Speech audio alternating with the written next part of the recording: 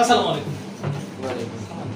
If cos square theta minus sin square theta equal 1/3, cos 4 theta minus sin 4 theta equal to what? So what should we have to do? Given cos square theta minus sin square theta equal to 1/3.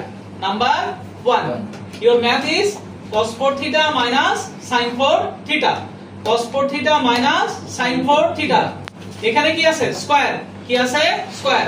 তাহলে cos square whole square minus sin square whole square. তাহলে a square minus b square সমান কি? a plus b, a minus of b। এখানে cos স্কয়ারটাই হলো কি? a, sin স্কয়ারটাই কি? b। তাহলে a square minus b square, a plus b, a minus of b। এখন দেখো sin square theta plus cos square theta সমান কি? 1। এই যে fundamental law, sin square theta plus cos square theta equal to সেই 1টা এখানে।